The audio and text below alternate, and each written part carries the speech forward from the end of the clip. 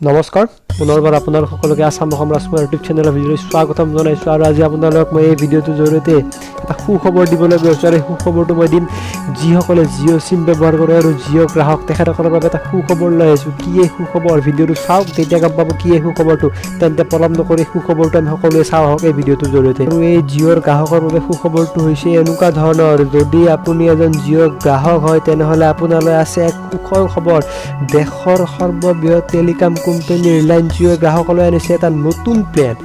এতিয়াৰ পৰা ৰিচাৰ্জ নকৰিলেও 300 মিনিট আউটগোয়িং কল ফ্ৰীতে কৰিব পাৰিব আপুনি। লকডাউনৰ বাবে ৰিচাৰ্জ কৰিব নোৱাৰা গ্ৰাহকৰ বাবে এই প্লেন আনিছে জিঅ'ই।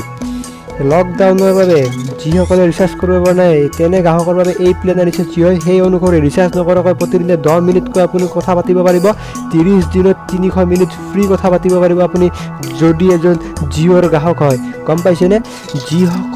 যিসকল দৰিদ্ৰ সীমাৰেখাৰ ব্যক্তি বা যিসকলে আৰ্থিক সংকটত ভুগি ৰিচাৰ্জ কৰিব পৰা নাই বা তেখেতসকল জিঅ' চিমৰ গ্ৰাহক বা তেখেতসকলে জিঅ' চিম ব্যৱহাৰ কৰি আছে তেনে ব্যক্তিসকলৰ বাবে এটা সুখবৰ বুলি মই ভাবোঁ। এই মুহূৰ্তত এটা সুখবৰ, কাৰণ তেখেতসকলে যদি আৰ্থিক সংকটত ভুগি ৰিচাৰ্জ কৰিব পৰা নাই বা যিসকল দৰিদ্ৰ সীমাৰেখাৰ মানুহ তেখেতসকলে এই ক'ভিড মহামাৰীৰ সময়ত যি ভয়াৱহতাত হ্ৰাস কৰিছে এই সময়ত তেখেতসকলে আৰ্থিক সংকটত ভুগিছে, তেনে ব্যক্তিসকলে যদি জিঅ' চিম ব্যৱহাৰ কৰিছে তেখেতসকলৰ বাবে খুব গুৰুত্বপূৰ্ণ সুখবৰ, কাৰণ তেখেতসকলে দৈনিক যদি 10 মিনিটকৈ ফ্ৰীতে কথা পাতিব পাৰিব তেখেতসকলৰ বাবে যথেষ্ট সকাহ হ'ব। আৰু এই জিঅ'ৰ এই যি মহান পদক্ষেপ এই পদক্ষেপটোক আমি সকলোৱে শলাগ ল'ব লাগিব।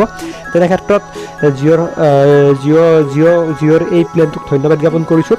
আৰু এনেধৰণৰ অন্যান্য বা-বাতৰি বা এনেধৰণৰ বিভিন্ন ধৰণৰ বা-বাতৰি চাই থাকিবৰ বাবে বা গুৰুত্বপূৰ্ণ খবৰ চাই থাকিবৰ বাবে আসাম ৰাজকুমাৰ চেনেল ছাবস্ক্ৰাইব কৰি থ'ব আৰু লগতে মোক আগুৱাই যোৱাত সহায় কৰিব বুলি আশা ৰাখি আজিৰ এই মুহূৰ্তৰ এই গুৰুত্বপূৰ্ণ খবৰটো আৰু ভাল খবৰ